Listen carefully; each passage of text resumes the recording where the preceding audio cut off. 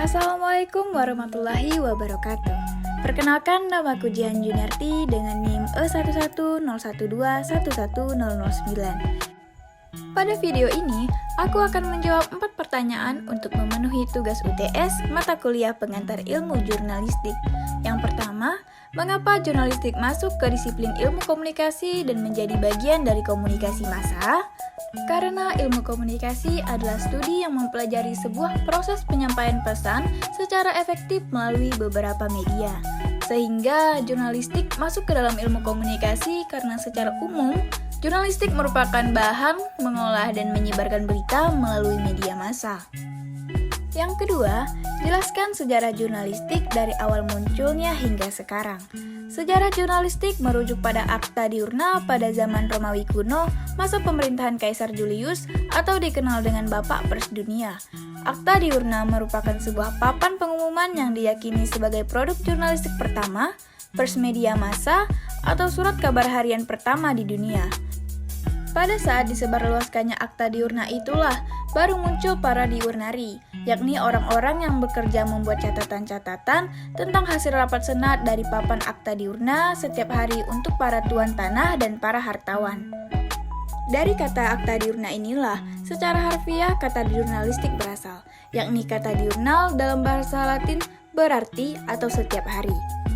Pada tahun 911 Masehi, muncul surat kabar cetak pertama dengan nama Ching Pao yang diartikan sebagai kabar dari istana.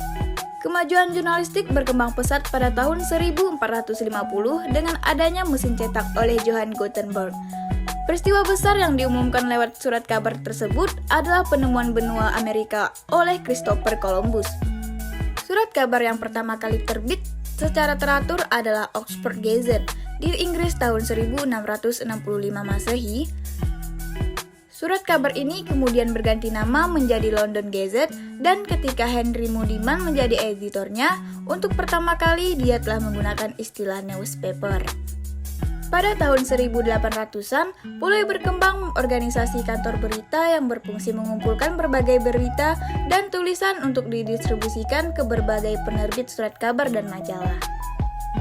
Pertanyaan yang ketiga, yaitu jelaskan sistem-sistem pers yang ada di dunia. Yang pertama, sistem pers otoriter.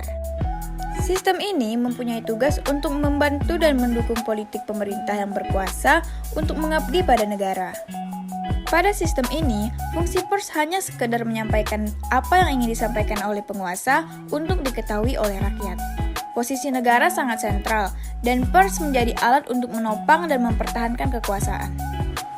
Yang kedua ada sistem pers bebas atau yang dikenal dengan liberal. Sistem ini memiliki tujuan untuk melakukan pengawasan terhadap kinerja yang dilakukan oleh pemerintah. Pers liberal beranggapan bahwa pers itu harus mempunyai kebebasan yang seluas-luasnya. Hal ini bertujuan untuk membantu manusia dalam mencari kebenaran. Dalam sistem ini, pers bertugas untuk melayani kebutuhan hidup ekonomi, politik, mencari keuntungan demi kelangsungan hidup, menjaga hak warga negara, dan memberi hiburan. Yang ketiga ada sistem pers komunis.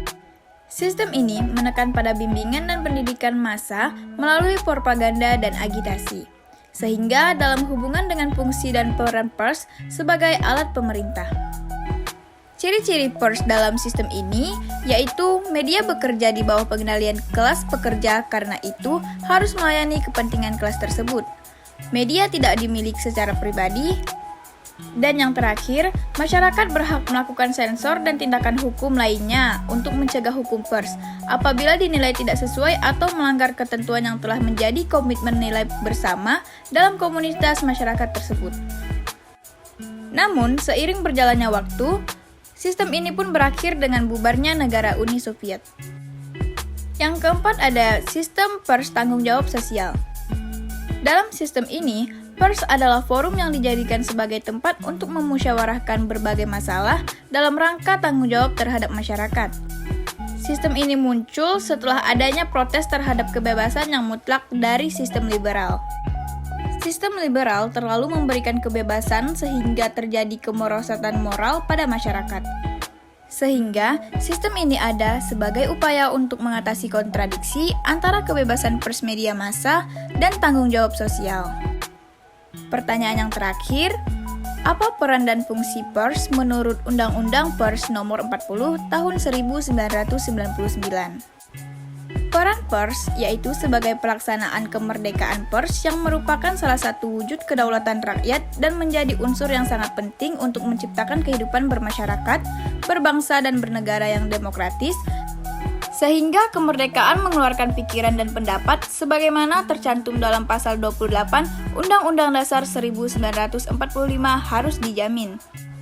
Pers dalam kehidupan bermasyarakat, berbangsa dan bernegara yang demokratis, kemerdekaan menyatukan pikiran dan pendapat sesuai dengan hati nurani dan hak memperoleh informasi merupakan hak asasi manusia yang sangat hakiki, yang diperlukan untuk menegakkan keadilan dan kebenaran, memajukan kesejahteraan umum, dan mencerdaskan kehidupan bangsa.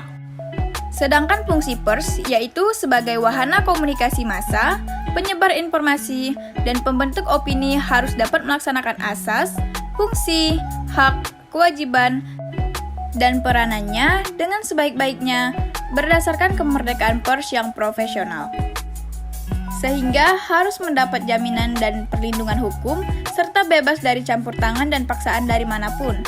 Pers nasional juga memiliki peran menjaga ketertiban dunia yang berdasarkan kemerdekaan, perdamaian abadi, dan keadilan sosial. Berikut adalah 4 pertanyaan yang sudah saya jawab. Kurang lebihnya saya mohon maaf. Terima kasih. Wassalamualaikum warahmatullahi wabarakatuh.